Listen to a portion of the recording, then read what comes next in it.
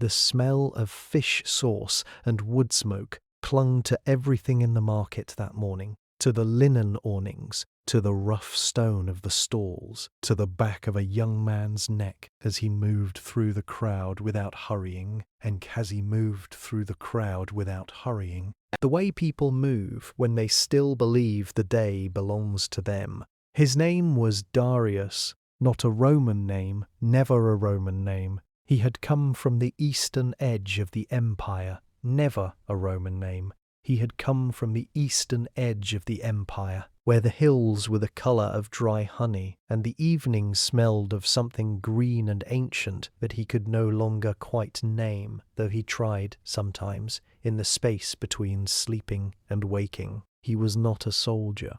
He was not a criminal. He was simply a man in the wrong city at the wrong moment, in an empire that was always quietly running out of patience. Go ahead and settle back. Now, let your shoulders drop. Let the blanket find its place, because this story begins the way most lives change. Not with a crash, but with a hand on the shoulder and a voice saying words that take a moment too long to understand. He did not fight when they took him. There were too many of them. And besides, in the first seconds of a life turning, the body does not know yet what the mind has not accepted. He was processed the way grain is processed, moved, weighed, assessed, assigned. Somewhere a stylus scratched marks onto a wax tablet, and those marks became, in the language of the empire, the sum total of who he was now. The road to Capua took 4 days. He walked most of it in chains that were not cruel, only absolute. The men around him did not speak much. There was an older man named Brutus, which was not his real name either, only the name someone had decided to give him, who walked with a limp that never slowed him, and eyes that had already made peace with something Darius had not yet reached. Brutus did not offer comfort. He offered something quieter than that. He simply stayed close, and in a world that was suddenly made entirely of strangers, closeness was its own kind of language. The ludus appeared at dusk, low and wide against the sky, its walls the colour of old sand. There were no screams coming from inside, no clash of iron, only the sound of men breathing hard after effort, and then the sound of silence, which was somehow worse than anything louder might have been. Darius stood at the gate and looked at the place that would become, whether he chose it or not, the entire geography of his life. He thought of the hills back home, the colour of dry honey. He did not let himself think of them for very long. The first thing they took was his name, not formally, not with ceremony. There was no ceremony here for anything that mattered. It happened the way most small brutalities happen inside large systems, casually, without eye contact, by a man with a clipboard who had done it so many times that the weight of the act had long since worn smooth inside him. Darius became a number in a ledger, then the number became a fighter's name, chosen for him, sharp and short, the kind of name a crowd could shout without thinking. He did not correct anyone. He had already begun to understand that correction was a luxury that belonged to free men, and he was learning 1 hour at a time exactly what he was now. The ludus woke before the sun did. This was the first lesson, not a lesson anyone taught, only one the body learned through repetition and consequence. The straw mat, the stone floor beneath it, the cold that arrived every morning like a creditor, steady and indifferent, and then the bell, or something like a bell, and the sound of 40 men pulling themselves upright in the dark, each one carrying the private weight of wherever they had been before this. Settle in now. This part is important, and it asks something of you only, your stillness, only your willingness to stay close to a life that is not yours but could belong to any person whom history decided to notice too late. The doctors, the trainers, were not monsters. This surprised Darius more than anything else. He had prepared himself for monsters. What he found instead were men who were methodical, who understood the body the way a carpenter understands wood. its grain, its resistance, its capacity to be shaped without being broken. A doctor named Calvus ran the morning drills with the quiet authority of someone who had once stood in the sand himself and carried the memory of it in a scar along his left forearm that he never explained and no one asked about. Calvus watched Darius for 3 days before he spoke to him directly. When he did, it was only 4 words: "You favor your left." Not a criticism, an observation. The beginning, though Darius did not know it yet, of something that might generously be called care. The man who slept on the mat beside him was called Sura, a Thracian, broad through the shoulders, with hands that seemed too large for the rest of him, and a habit of humming something tuneless and low in the last minutes before sleep. They did not become friends the way people become friends in easier lives, over shared meals or laughter, or the slow accumulation of chosen time. They became something harder to name, 2 men whose survival had begun, quietly and without discussion, to lean against each other like stones in an arch. Sura taught Darius which guard to bribe for an extra cup of water. Darius said nothing about the nights he heard Sura weeping into the crook of his arm, carefully, so that no one would know. Some kindnesses are only real because they are never spoken aloud. His name was Galen, though not the Galen history would later make famous. This was a smaller man, a quieter one with ink-stained fin, gaze, and a way of entering a room that suggested he had learned early in life that arriving without announcement was safer than the alternative. He was the ludus physician, which was a title that sounded almost peaceful until you understood what it actually required.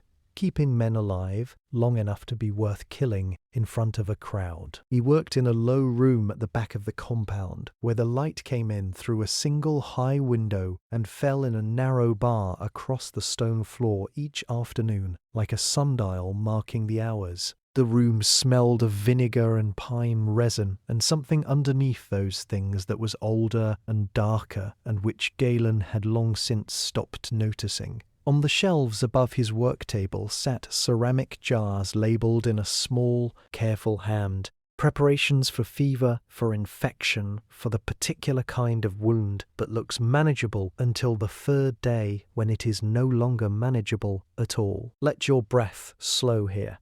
Let the room come to you, the cool of the stone, the thin afternoon light, the smell of something being tended to with more care than the world outside this room would ever think to offer. Darius came to him first with a torn muscle along his right shoulder. Not a wound from training, only from the particular violence of learning to hold a shield for hours beyond what the body considers reasonable. Galen pressed his fingers along the injury with a focus so complete it felt almost like respect. He did not ask how it happened. He did not offer sympathy, he simply worked, and the working itself was a kind of language Darius had not encountered in this place before. It was the silence between them that opened something. Galen wrapped the shoulder with linen soaked in a preparation he did not name, and as he worked he spoke, not to Darius directly, but in the way that some people speak when they are thinking aloud, and viz. Simply decided not to be alone while doing it. He spoke about the architecture of the human shoulder, about the astonishing engineering of a joint that could throw a javelin and also hold an infant and also reach for something just out of reach. He said this last thing without any particular emphasis, and yet it landed somewhere in Darius's chest with a weight entirely disproportionate to the words themselves. The gladiators were, by the standards of the ancient world, extraordinarily well cared for medically. This is the detail history does not prepare you for, that the men who were sent into the arena to perform violence for public entertainment were also fed calculated diets, rested between bouts with deliberate attention, and treated for injury with a sophistication that most free citizens of Rome would never receive. They were valuable, and value, in any era, purchases a specific and unsentimental form of tenderness. Galen knew this, he never pretended otherwise. But Darius noticed across the weeks of small appointments and returning injuries and the slow accumulation of a man who kept showing up, that Galen remembered things. He remembered which shoulder. He remembered a name, the real one, offered once, accidentally, in the careless ease of pain. He kept it quietly and never used it where anyone else could hear. Some people hold the pieces of you they are given as though they understand exactly how rare it is to be trusted with something so small. The sound reached you before anything else did, not the roar that came later, that came when blood or spectacle or the particular theatre of a near death gave the crowd something to spend itself on. What reached you first, walking through the dark corridor beneath the arena floor, was a hum, vast and low and continuous, the sound of 50,000 human beings existing in the same place at the same time, effing and shifting and wanting something they could not quite name but had paid good money to find. It moved through the stone walls and into the soles of your feet and up through your legs and settled somewhere in the cavity of your chest, where it sat like a second heartbeat that did not belong to you. Darius had heard it 3 times now. It did not get smaller with familiarity. The arena at Capua was not the Colosseum. That would come later in Rome for the men who survived long enough and fought well enough and became, in the strange economy of this world, too famous to waste on a provincial crowd. Capua had its own amphitheatre, wide and pale in the morning sun, its stone seating tiered in careful gradations that reflected with architectural precision the exact social order of the Roman world. Senators at the front, where the detail was close enough to be uncomfortable, then merchants, then soldiers, then freedmen, then at the very top, almost at the open sky, the women and the poor, who saw less clearly but shouted, just as loud and sometimes louder, "Pull your blanket a little closer now. What is coming is not violent. It is something stranger than violence, and in some ways harder to sit with." The crowd was its own living thing. Darius had come to understand this the way you understand weather, not by studying it but by surviving it, repeatedly. It had moods that shifted without warning. It had preferences that were entirely aesthetic and entirely merciless. It wanted skill, yes, but it wanted something underneath skill. It wanted the performance of a man deciding, in public, how much of himself he was willing to spend. It wanted to watch the negotiation between courage and fear played out in real time on a surface of raked sand, and it wanted this with an appetite so enormous and so ordinary that 50,000 people could eat their lunch while watching it and feel no contradiction whatsoever.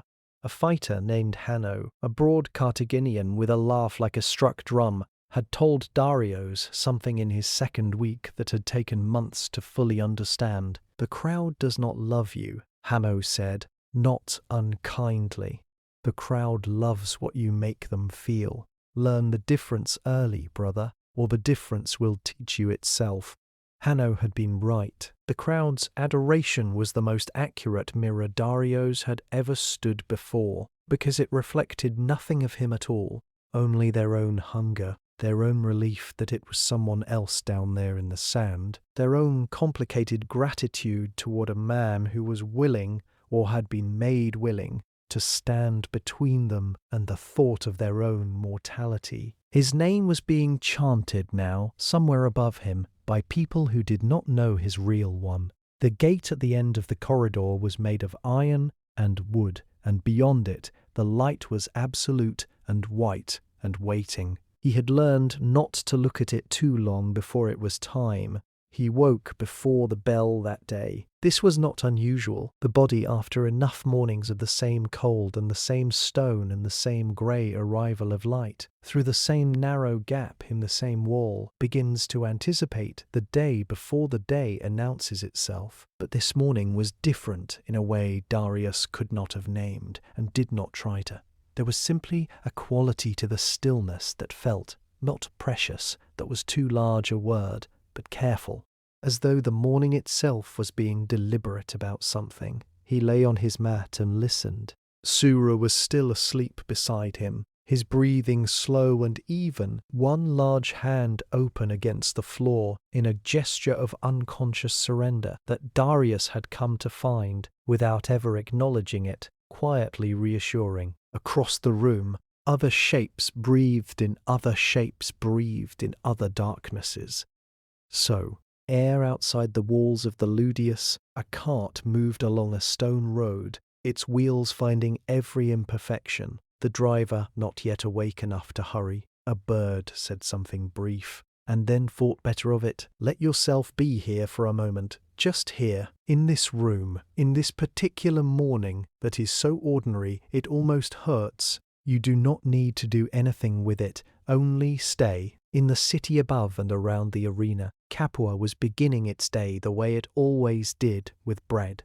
The bakers had been awake since the deepest part of the night, their arms dusted white to the elbows, the ovens breathing heat into the dark streets, the smell of it moving through the early air like something generous and unconditional. A baker named Livia, whose shop sat 3 streets from the amphitheatre's eastern wall, was arranging the morning's first loaves on the wooden shelf above her door. Her daughter, perhaps 7 years old, was sitting on the step outside with her sandals on the wrong feet, watching the street wake up, narrating what she saw to no one in particular in the confident, unhurried voice of a child who has not yet learned that the world is not listening.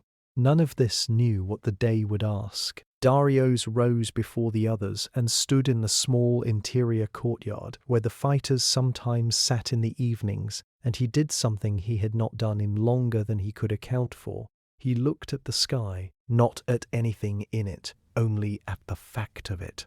The particular blue of an early morning in Campania, thin and clear, and going on forever above the walls that marked the edge of everything he was permitted to be. He stood there long enough for the colour to deepen slightly, for the first real warmth to arrive on the left side of his face, and he thought about the hills the colour of dry honey. And he let himself think about them for longer than usual, because some thing in the morning seemed to be allowing it. Calvus found him there and said nothing, only stood beside him for a moment in the way that men who have learned the value of silence sometimes choose to spend it, together looking at the same sky, carrying different things.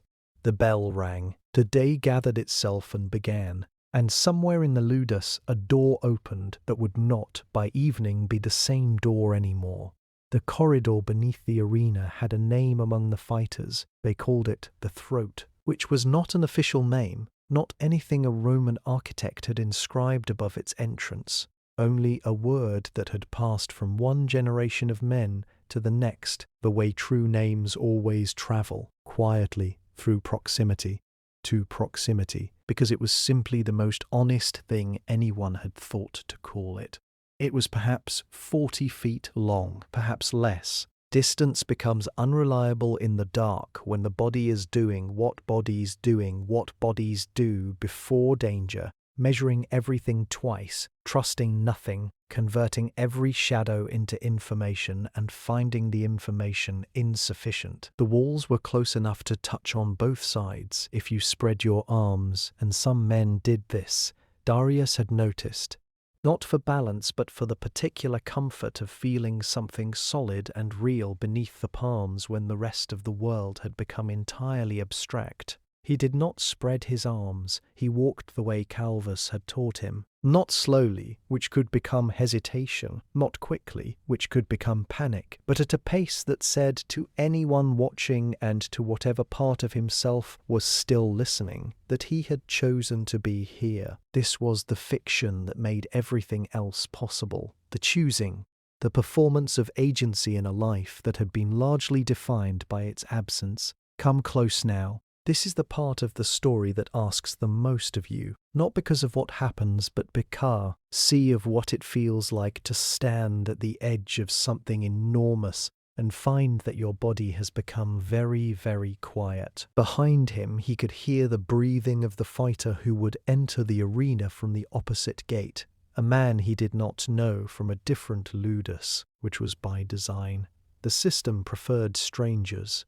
Strangers were cleaner. Strangers allowed the crowd to choose sides, without the complication of knowing that the two men in the sand had, perhaps, once shared a cup of water, or steadied each other after a hard training session, or simply existed in the same radius of suffering long enough to recognize something of themselves in the other. Darius thought of Galen's room, the narrow bar of afternoon light across the stone floor, the careful hand, the shoulder, wrapped in linen, held as though it mattered, not because it was valuable, but because it was his. He thought of Sura's humming, tuneless and low, and somehow, across all the months, becoming familiar enough to be a kind of home. He thought of the sky this morning, the particular blue, the warmth arriving on the left side of his face, like a decision someone had made on his behalf.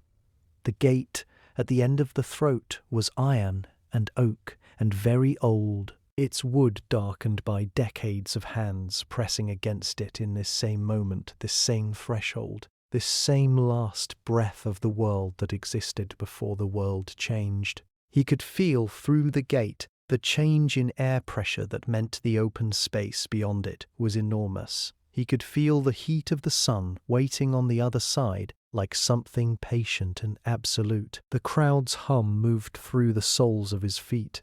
50,000 people breathed in and held it. The bolt was drawn. The light, when it came, did not arrive gently. It arrived all at once, complete and blinding and indifferent, the way truth usually does, and Darius walked into T with his eyes open because Calvus had told him once, on a quiet evening that felt very far away now, that the crowd reads everything, and the first thing they read is whether or not you can bear to look at them. He could bear it. He lifted his eyes to the stands and found in the vast and roaring and utterly impersonal face of 50,000 strangers something he had not expected and could not name, only feel, briefly, like a hand on the shoulder in a language that had no words.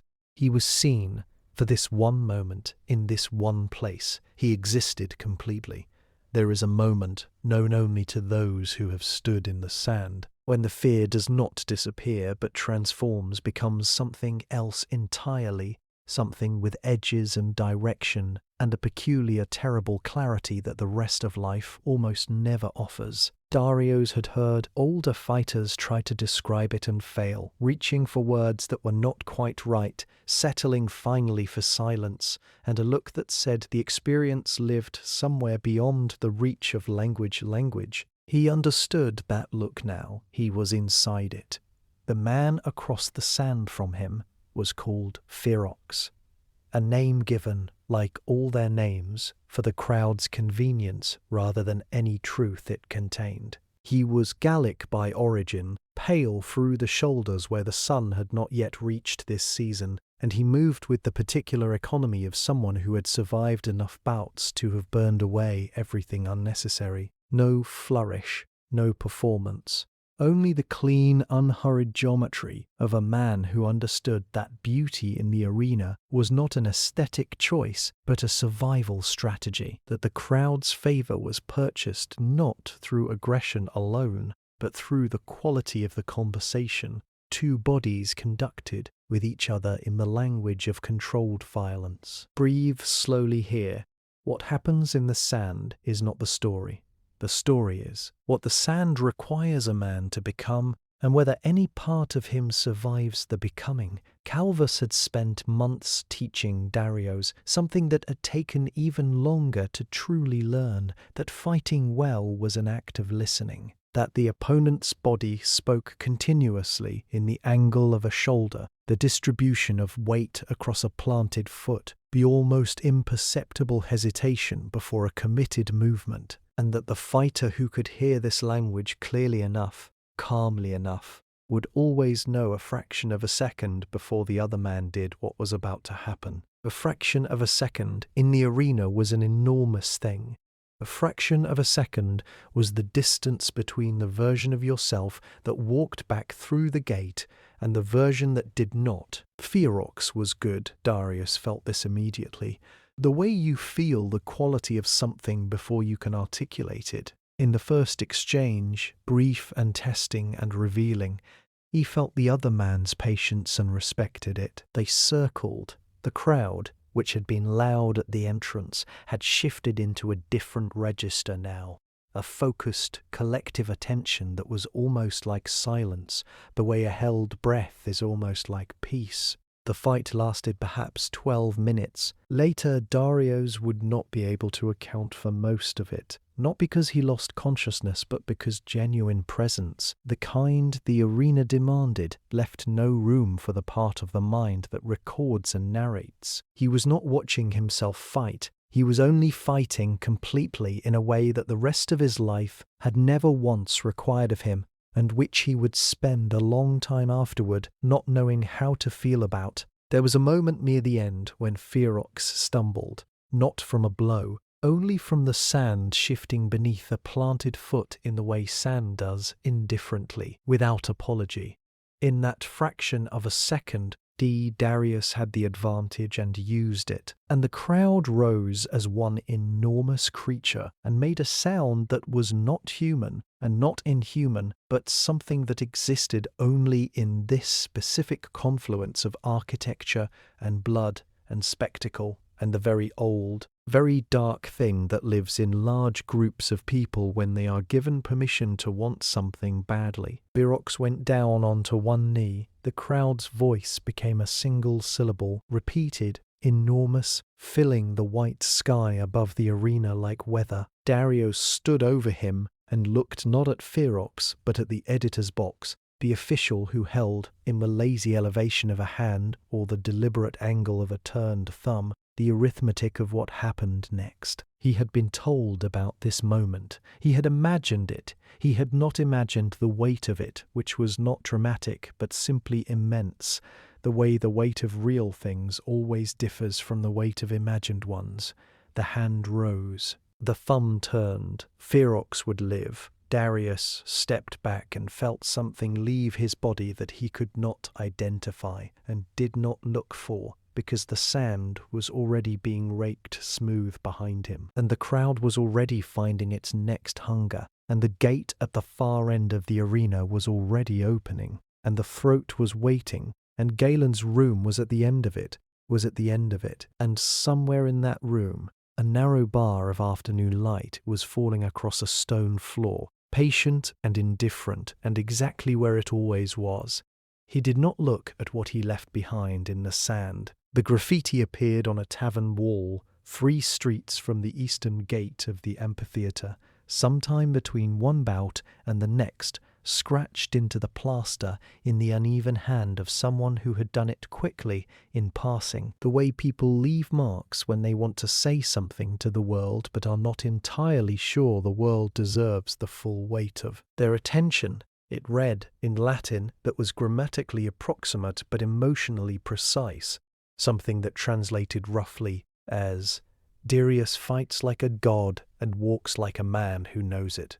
Beneath this, someone else had added, in different handwriting and possibly a different day, "I saw him. He is more beautiful in the sand than any woman in the forum." Beneath that, nothing. Only the wall holding its small archive of feeling in a city that produced feeling the way it produced everything else, abundantly, casually, without particular concern for where it landed. Darius never saw it. He was not permitted to walk those streets. This was the architecture of his fame, and it was worth understanding clearly because it resembled, in almost every particular, a different kind of cage than the one he had entered through. The first cage had been obvious, iron and stone, and the absence of choice, the blunt grammar of captivity that required no interpretation. This second cage was more intricate. It was built from adoration and restriction in equal measure, its walls constructed not from what was taken, but from what was given, and then held just out of reach. His name was in people's mouths across Capua. His image in people's mouths across Capua, rendered in the rough but enthusiastic style of provincial mosaic, had appeared in the entrance hall of a merchant's home on the Via Appia, where it greeted visitors with the fixed, stylized confidence of someone who had never once lain awake in the dark. listening to another man try to cry quietly enough that no one would hear. Stay with this for a moment. Let it settle. Because this is the part of the story that reaches across 2,000 years and finds something in the present that has not changed as much as we might wish. The Roman crowd's relationship with its gladiators was a love so enormous and so hollow it must have felt, from inside it, like standing eye, nay a cathedral built entirely for someone else's god. The merchants sold small terracotta figurines of popular fighters at the arena gates. You could purchase, for a few coins, a tiny ceramic version of a man's suffering rendered decorative, suitable for a shelf or a garden or the amusement of children. The fighters' names were invoked as romantic currency. To be loved by someone was to be compared favorably to the grace of this one or the courage of that one. Physicians used gladiator blood collected from the sand after bouts in treatments for epilepsy, because the power that lived in such men, the crowd believed, could be transferred through the most intimate of substances. They were, in other words, everything, and they were nothing, and the distance between those two conditions was the precise measurement of what it cost to live this life with any integrity intact. Hanno understood this better than most. He had been fighting for 9 years, which in the arithmetic of the arena was a number so large it had become almost mythological. Men spoke it the way they spoke of geographical features, as though Hanno's survival were a thing the landscape had simply decided to accommodate. He wore his fame the way some men wear old injuries, not proudly, not with shame, not proudly, not with shame, only with the particular acceptance of something that had become so thoroughly part of the body it could no longer be separated from it without causing more damage than it was worth. He told Darius one evening, in the courtyard, in the low voice he used when he was being more honest than usual, "They will love you until you remind them that you are a person. The moment you become a person to them, you become inconvenient. Stay a symbol as long as you can, brother. Symbols do not bleed in ways that make people uncomfortable." Darius thought about this for a long time. He thought about Galen, who had read his real name and kept it like something borrowed that he intended, eventually, to return. He thought about Sura, who hummed tunelessly in the dark, and whose humanness was so undeniable and so unperformed that it had become, quietly, the most radical thing Darius had witnessed in this place. He thought about the crowd's face, 50,000 versions of the same expression, open and hungry and entirely elsewhere, outside the ludus walls, on a street he would not walk for years yet. If ever his name was written in plaster in someone's uneven hand, he would never know it was there. And somehow, in a way he could not have explained, that was the loneliest thing of all. The wooden sword had a name in Latin, the rudes, and it was perhaps the most powerful object in the Roman world that weighed almost nothing. It was given, when it was given at all, by the editor of the games or by the emperor himself on occasion, presented in a moment of public theatre to a gladiator who had earned, through the accumulation of survival and spectacle and the crowd's sustained goodwill, the right to be done. It was not a weapon. It was a door, a small, unremarkable, splinter-prone door made of cheap wood that nonetheless opened onto the only thing in this world that Darius had not allowed himself to think about directly, the way you do not look directly at the sun, not because it isn't there, but because looking at it fully costs something you are not sure you can afford. He had seen it given twice. The first time, to a Numidian fighter named Azem, who had been in the Luddius so long he had become part of its architecture. One of those men whose presence is so constant it begins to feel geological, like a particular stone in a particular wall, but you stop seeing because it has always been there. Azem received the rudis in the arena, in front of a crowd that rose for him with genuine, feeling the kind that surprised even the people experiencing it, and he held the small wooden sword above his head, and his face did something complicated and private that the crowd interpreted as triumph, and which Darius, watching from the gate, understood was something else entirely. The expression of a man who had just been handed back a life he no longer entirely recognized. Let your body be heavy now. Let the weight of this find you where you are. What? The weight of this find you where you are. In whatever room you are in whatever year you are in, because what comes next is about wanting something so long that the wanting becomes its own kind of country, and leaving it is its own kind of grief. Azem left the Ludus on a Tuesday. Darius did not see him go. He heard about it afterward from Hanno, who reported it the way he reported most significant things, briefly, without ceremony, in the tone of a man who had learned that ceremony around such matters cost more than he was willing to spend. He left, Hanno said, just walked out through the main gate with a small bundle and his rudies and turned left toward the city. Did not look back. Darius asked where he had gone, and Hanno said he did not know, and there was in this not knowing a silence that contained everything neither of them would say about what it meant to watch a man simply walk out of the only world that had existed for so long. It had replaced the memory of the previous one. The second time Darius witnessed the rudis given, it was to a fighter from another Ludis whose name he never learned. A Spaniard with a grey streak through his hair that made him look distinguished in a way that seemed to belong to a different life entirely. This man received his freedom and wept immediately and without apology in front of 50,000 people, and a crowd which Darius had long since stopped expecting anything generous from, responded not with mockery busy, too with a sound that was almost tender, almost human, the sound of a large group of people briefly remembering something about themselves they usually preferred to forget. Darius thought about freedom the way he thought about the hills, the colour of dry honey, in the quiet margins of consciousness, in the spaces between sleeping and waking, in the particular loneliness of an early morning when the compound was still dark, and Sura's breathing was slow beside him, and the city beyond the walls was just beginning to smell of bread. He thought about it carefully, partially, the way you handle something fragile, enough to know it was still there, not so much that the handling itself became a damage.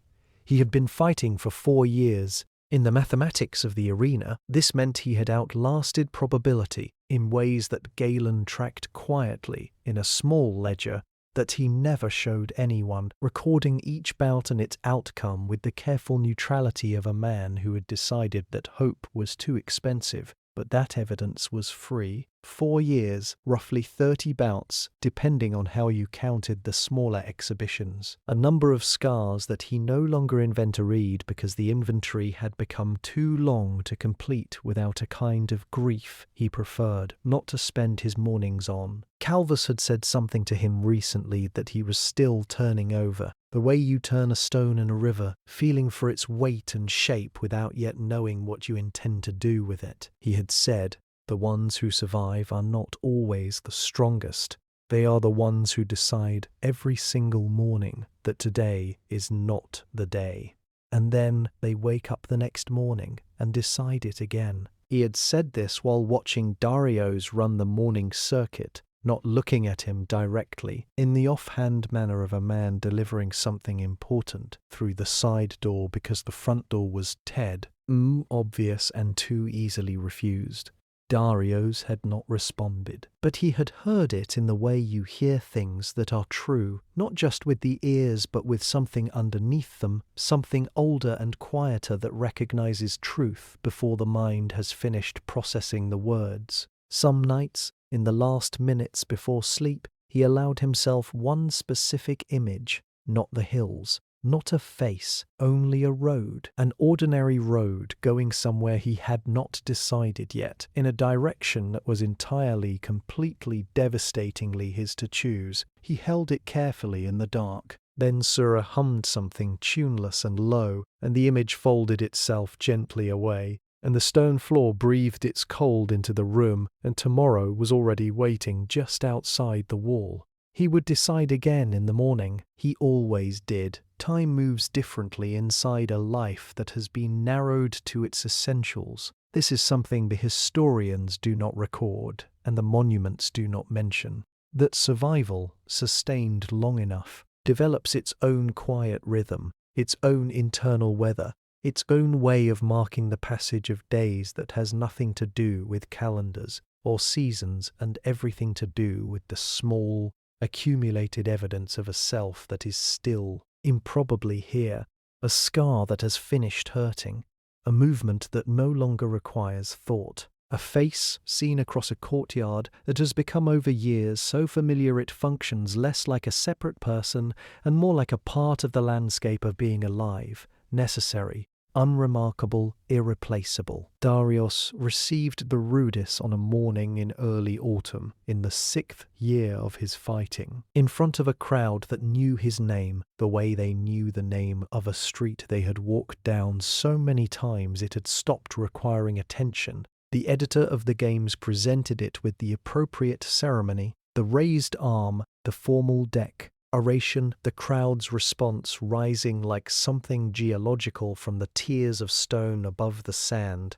Darius held the small wooden sword and felt its weight, which was almost nothing, which was everything, and he looked out at the 50,000 faces arranged above him in their careful gradations of wealth and power and proximity to the spectacle, and he felt, moving through him like water finding its own level, something he had not felt in 6 years so completely he had forgotten it had a texture. He felt the day belonged to him. Stay here just a little longer. Let the autumn light find you. Let the sand be warm beneath your feet. Let this moment be as long as it needs to be, because some arrivals it needs to be, because some arrivals deserve to be stood in rather than passed through. He walked out through the main gate on a morning in October, when the air had the particular quality of early autumn in Campania, cool at the edges, warm at the centre, smelling of turned earth and something distant and sweet that might have been wood smoke from the hills. He carried almost nothing, the rudis, a small bundle of cloth containing objects whose significance was entirely private and entirely sufficient. He turned left from the gate toward the city, and he did not look back. Toward the city, and he did not look back. Not because looking back was forbidden, but because the decision not to was the first completely free decision he could remember making, and he wanted to spend it cleanly. Surah had been given his freedom 8 months earlier. They had said goodbye in the courtyard at dawn, with the economy of men who had already said everything important through 6 years of proximity, and would not insult it now, with words that were too small for the occasion. Surah had gripped his shoulder, the left one that had started all of this, the one Galen had wrapped in linen in a quiet room with a narrow bar of afternoon light, and held it for a moment. That was the whole of it, and it was enough. Galen had shaken his hand, had pressed into it briefly a small piece of folded papyrus that Darius did not open until he was 3 streets from the ludus, standing in the morning crowd of a city that did not know him and did not need to. The papyrus contained, in Galen's small, careful hand, only his real name, written once clearly in ink that had already dried, as though Galen had written it some time ago and been keeping it, waiting for the correct moment to return it to its owner. Darius stood in the street and read his own name and felt something move through his chest, but he did not try to identify, only allowed, the way you allow weather, completely, without resistance, for exactly as long as it lasts. He folded the papyrus and kept it. He walked on. What became of him afterward, history does not record with any confidence. This is true of almost all of them. The ones who survived long enough to walk out through the gate found themselves returned to a world that had continued without them, changed in ways that required relearning, holding a freedom that was real but shapeless, that needed to be inhabited slowly and with patience and without any instruction from anyone who had been where they had been. Some found work, some found obscurity, which in its own way was a gift after years of being so visible. Some drifted toward the margins of the world they had inhabited. Trainers, guards, men who stood near arenas without entering them, close enough to hear the hum through the stone but no longer required to let it enter the soles of their feet and travel upward. Some found roads, ordinary roads, going somewhere they had not yet decided, in directions entirely their own to choose. The sand of the arena was raked smooth the morning after every bout. The blood and the effort and the extraordinary human cost of the tea. Previous afternoon erased with the patient efficiency of a world that needed the surface clean for whatever came next. The arena at Capua still stands, in pieces, its stones worn and warm in the Italian sun, visited by people who walk through it with their phones raised and their attention divided, pausing occasionally to feel something they cannot quite name, a weight, a presence, a sense of having arrived somewhere that remembers more than it lets on. The sand remembers nothing, but we are here in the dark 2,000 years later, saying his name. And perhaps that is the only monument that was ever going to matter, not the stone, not the mosaic on a merchant's wall, not the graffiti on the tavern plaster that weathered away in the 1st century and took its small, faithful record of feeling with it into the air. Only this, a voice in the dark and someone almost asleep who chose, nonetheless, to stay until the end. His name was Darius. He existed completely, and now, gently, so do you. So rest.